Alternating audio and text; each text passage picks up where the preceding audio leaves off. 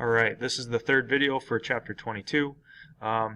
In the second video we left off talking about Darwin and his noting of living things along the shores and the inner environments of the islands that they visited on their voyage, and he was noting the adaptations of living things in those environments and how living things were so well suited for the environment.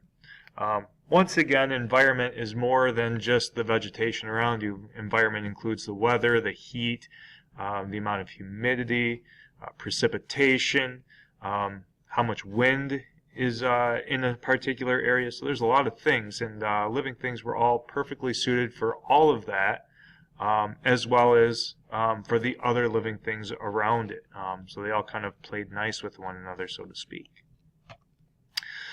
So adaptations, they arise as a result of natural selection.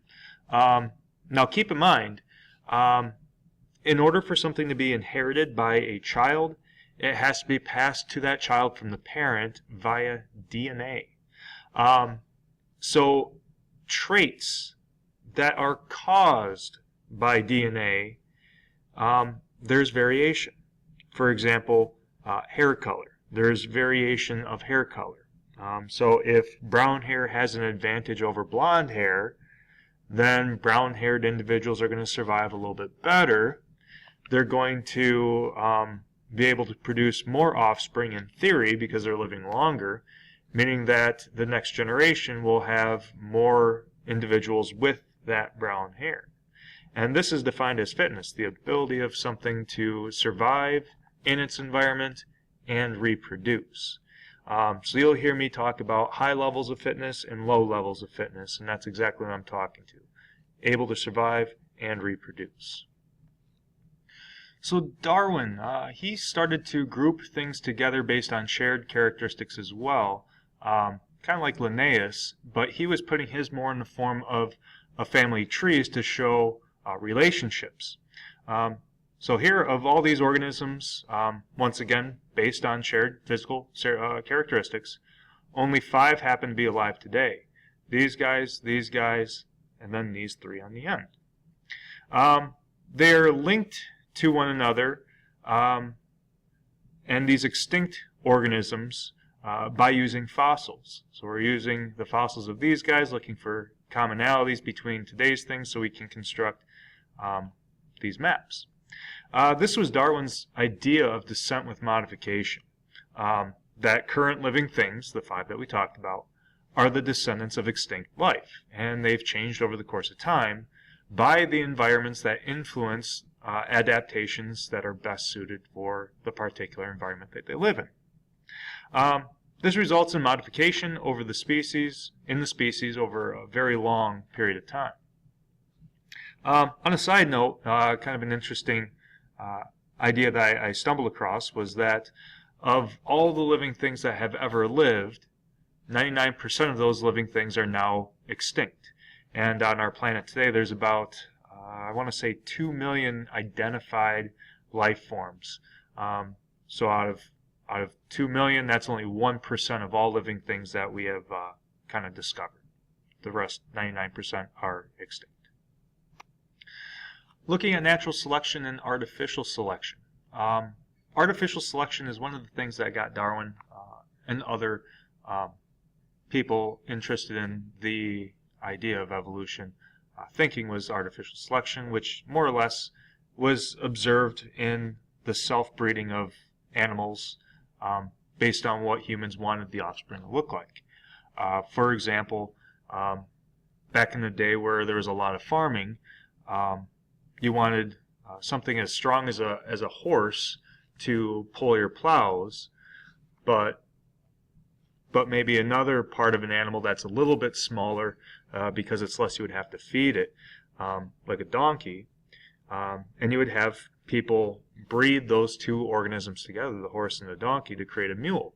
Well, now you have a hybrid with the strength of a horse but smaller like a donkey, meaning that they can get the outcome that they want, the plowed fields, but they don't have to provide as much food to the animals in order to do that, because food can be costly. People started to realize that we can artificially select which traits we want living things to have. And we do this today with dog breeds. We're creating new dog breeds all the time. There's new dog breeds that are coming out this year. We're artificially selecting what traits we want the offspring to have.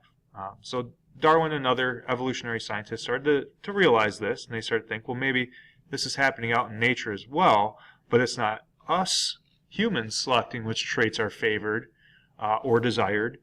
Maybe it's the environment, a more natural determinant of those desired traits. So that's the difference between natural selection and artificial selection. Artificial selection, humans select the desired traits. Natural selection selects the traits that are best favored by the environment. Once again, putting in the words what we just discussed, artificial selection helped Darwin realize that this could occur in nature. And Darwin also observed a few other things, and that's that all living things of the same species had the same traits, but their traits were unique, kind of like the patterns on zebras. All zebras have that light-dark banding, but no two zebras have the same light-dark banding. In other words, there's variation within that species for that trait. Well, Darwin was observing that regardless of the type of species and regardless of the trait, all living things had variation for each particular trait. He also noticed that, not necessarily with humans here, but in general, life produces more offspring than will actually grow and mature into adulthood. In other words, there's struggle to survive.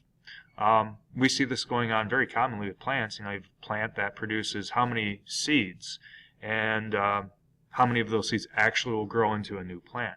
Probably like 1 or 2% of all those seeds, which is probably a good thing. Can you imagine all those plants in one particular place? There's not enough sunlight or resources for them all to grow. But nonetheless, they do have to survive and struggle to fit in. And those that are naturally born with the best features have a higher chance of surviving and making it to adulthood. Another example where we see this going on very commonly is with sea turtles. A sea turtle comes on the shore pretty much exclusively to lay eggs, and they do that on the sandy beaches. And when those eggs hatch, there's, I don't even know how many hundreds of little baby sea turtles trying to make it to the water, and you have predators waiting for them, picking them off before they even go. There's a very low number of sea turtles from a particular nest that actually make it to the water because of all the predation that goes on. But some do make it to the water and then will inevitably survive and then reproduce. So once again, putting in the words what was just mentioned, and this is based off of Darwin's observations, the individuals whose traits are giving them the best chance of survive, and will probably produce more children than those that don't, and that trait will become more common in the population over time. Another example, fur color in mice, white mouse, brown mouse, and the environment happens to be brown and sandy. Who's going to have the best chance of survival, the white or the brown mouse? Well, obviously the brown mouse. So this concludes chapter 22. We'll be picking up with the last little bit of chapter 22 with a group